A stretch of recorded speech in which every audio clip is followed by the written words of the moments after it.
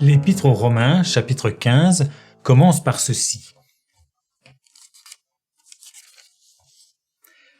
Or, nous devons, nous les forts, porter les infirmités des faibles.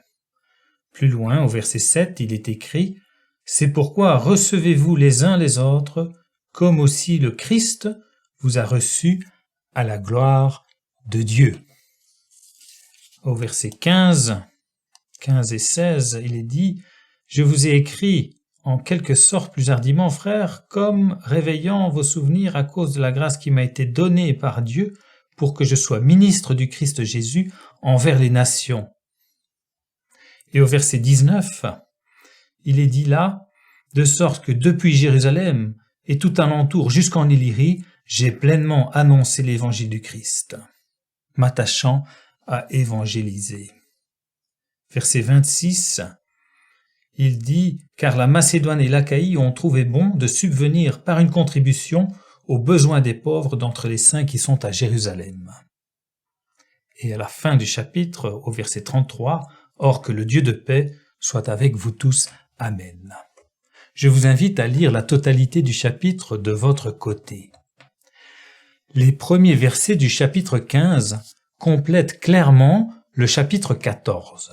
Et il nous donne un motif supplémentaire de nous recevoir les uns les autres malgré les différences de sensibilité et de conscience personnelle face à des questions non pas de doctrine chrétienne, mais de vie privée. Ce dernier motif, d'avoir de la considération envers la conscience des uns et des autres, c'est qu'en faisant ainsi, nous glorifions Dieu tous ensemble, sans nous laisser distraire ou nous laisser diviser par des considérations de point de vue purement personnels. Les forts doivent porter les infirmités des faibles. C'est donc un devoir moral de représenter dans la pratique le Dieu de patience et de toute consolation. Personne n'est fort spirituellement de lui-même. Nous sommes forts dans la grâce de Dieu et par la grâce de Dieu. Nous sommes forts d'avoir compris quelque chose de l'ampleur de la grâce de Dieu.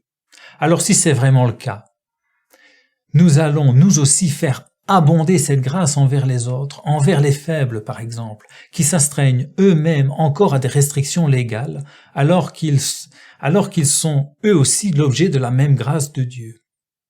Il n'y a pas à être fier et à se croire fort si nous ne sommes pas capables d'user de la grâce de Dieu envers les autres.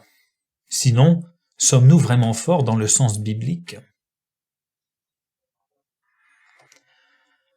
Si Dieu nous a donné une grande mesure de grâce, ce n'est pas pour que nous soyons satisfaits de nous-mêmes.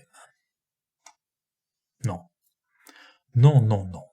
Dieu nous donne de comprendre sa grâce pour être utile aux autres, pour leur faire du bien, pour les aider à grandir dans la foi.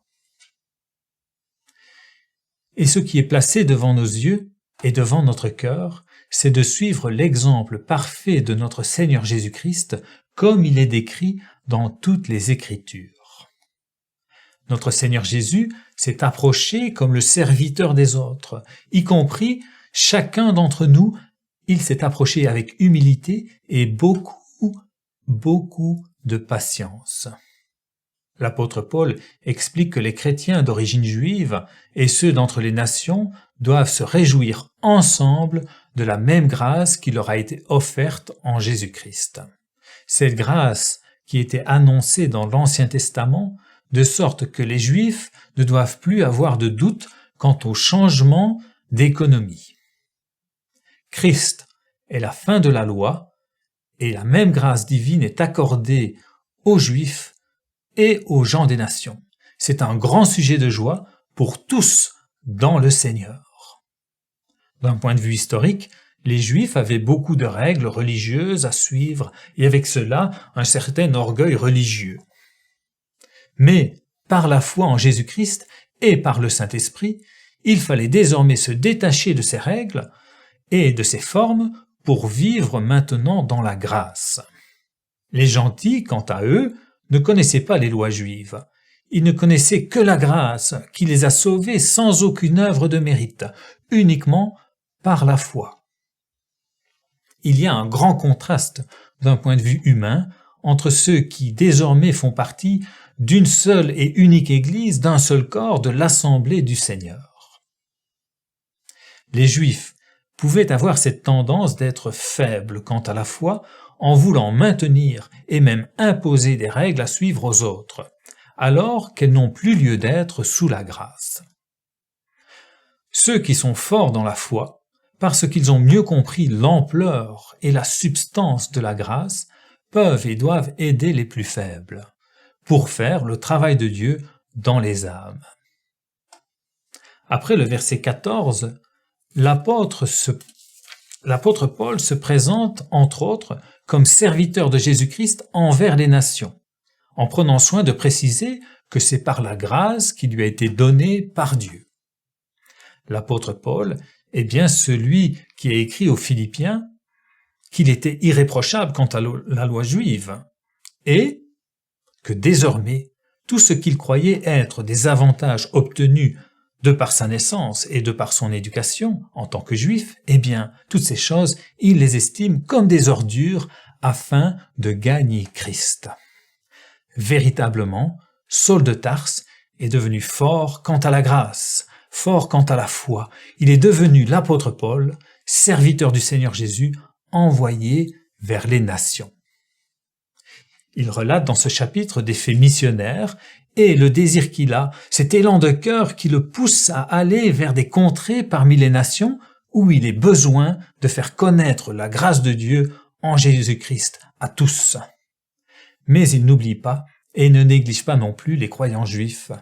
À partir de Jérusalem et jusqu'en Illyrie, il a pleinement annoncé l'évangile du Christ. L'apôtre Paul a aussi ce désir d'aller à Rome et jusqu'en Espagne. Mais d'abord, il se propose de passer à Jérusalem pour le service des saints. L'apôtre Paul est porteur d'un don financier de la part d'assemblées en Macédoine et en Achaïe, donc des assemblées parmi les nations à destination des pauvres qui sont dans l'assemblée à Jérusalem. Il est beau de voir que ses frères et sœurs parmi les nations avaient à cœur de faire ce don pour les besoins temporels de leurs frères et sœurs à Jérusalem. À l'origine, les rachetés parmi les nations avaient reçu leur richesse spirituelle par l'intermédiaire de frères venus de Jérusalem pour leur annoncer l'Évangile et pour leur annoncer l'enseignement. Ils font maintenant part de leurs biens matériels car ils sont unis par la grâce dans le Seigneur. Les dons matériels ont une portée bien plus élevée que simplement de répondre à des besoins physiques. Les dons matériels sont une marque tangible d'une véritable communion dans le Seigneur. C'est une bonne chose devant Dieu. Quel bel exemple de communion pratique entre des rachetés d'entre les nations et les rachetés d'entre les Juifs, si différents d'un point de vue humain et si unis et attentifs les uns envers les autres dans le Seigneur. L'apôtre Paul se prépare un itinéraire. Il ne choisit pas la voie de la facilité. Il s'attend d'ailleurs à de l'opposition de la part des Juifs à Jérusalem lorsqu'il y passera. En fin de compte, nous ne savons pas si Paul est allé jusqu'en Espagne un jour, comme il en avait l'intention, mais il est bien allé à Rome, peut-être pas dans les conditions qu'il attendait, mais son emprisonnement à Rome lui a permis de rédiger plusieurs épîtres qui font partie du Nouveau Testament. L'homme propose, Dieu dispose. L'apôtre du Seigneur a été arrêté par les autorités à Jérusalem pour le faire taire, mais Dieu a permis que, même emprisonné, son ministère prenne un nouvel essor dans une mesure divine.